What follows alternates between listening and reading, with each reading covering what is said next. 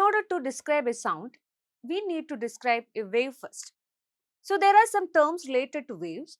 So what are the terms?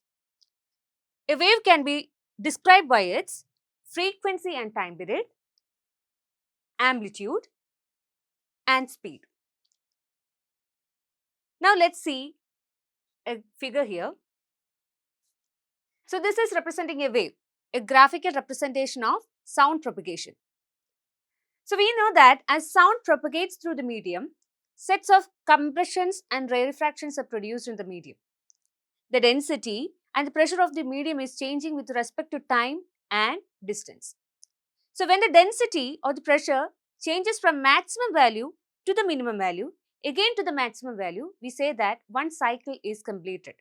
See, here the density is changing from maximum value to minimum value and then again to maximum value.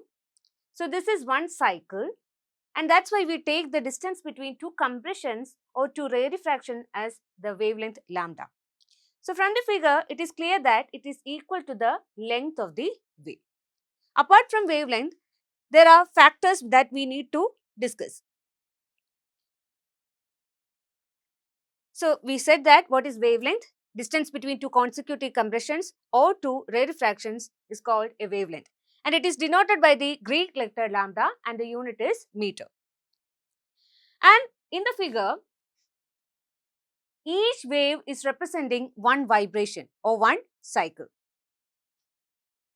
And next one is frequency. It is denoted by nu. So what is frequency? How frequently an event occur? How frequently something is happening, that is frequency. For example, when you are hitting a drum, how many times you are hitting the drum in 1 second, that is the frequency. So when it comes to the microscopic level, what is happening there? The event is vibration.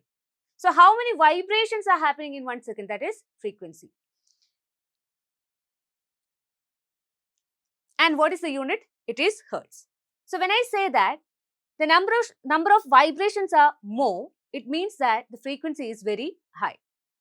If the number of vibrations are very less, then we say that frequency is very low. So when it comes to the graphical representation, we know that a single wave represents one vibration. So when you count the number of waves, you can get the idea about frequency. For example, here you have one figure. See, how many waves are there in this time? 1, 2. So what is the frequency? It is 2. How many waves are there? So 1, 2, 3 and 4. 4 waves are completed in the unit time. So the frequency is 4. And compare this, the time is same for both the cases. But the number of waves is more here, which means this is higher frequency and this is low frequency. Clear? And the second one is time period. So what is time period? The time required to complete one vibration, that is called time period. Or it is the time interval between two compressions or two rarefactions. So it is a time. So what will be the unit? It is seconds. There is a relationship between frequency and time period. What's the relation? See, frequency is equal to 1 by time period. If the oscillation is completed in less time, what does it mean? The oscillations are faster, right? Which means that as frequency increases, time period decreases. And we are going to discuss amplitude. What is amplitude? It is the maximum displacement of particles. How much it is displaced from the mean position. So maximum displacement happens when the push is more. This indicates that it depends on the force with which the object is made to vibrate. See, here you can see different waves. What's the difference you can find in this?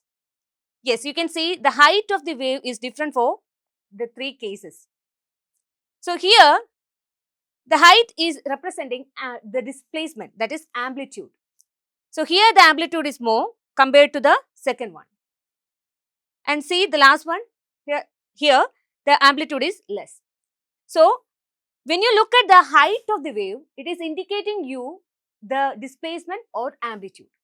So this is having maximum amplitude compared to the last one. Clear? And the last one is speed of sound. So there are some factors affecting the speed of sound. The first one is medium.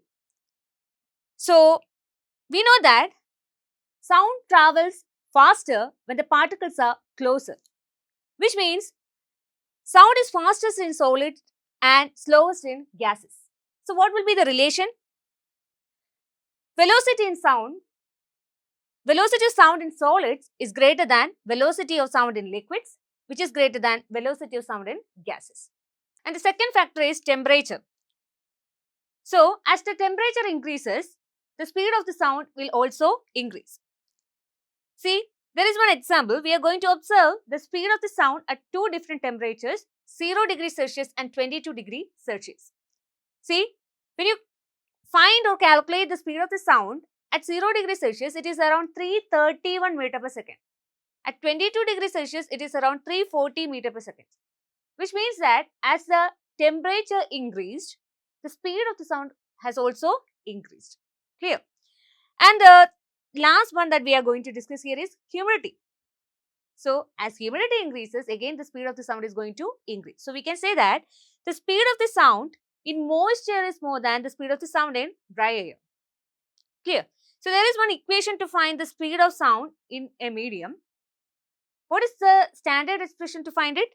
It is speed is equal to distance by time. So what is the distance covered by a wave in one time period? It is the wavelength lambda. So we are going to use that V is equal to lambda by time period. We know lambda 1 by time period is equal to frequency nu. Let's substitute that. So V is equal to nu lambda. So these are the two expressions to calculate the speed of sound, that is V is equal to nu lambda and V is equal to lambda by T. So that's all about this topic.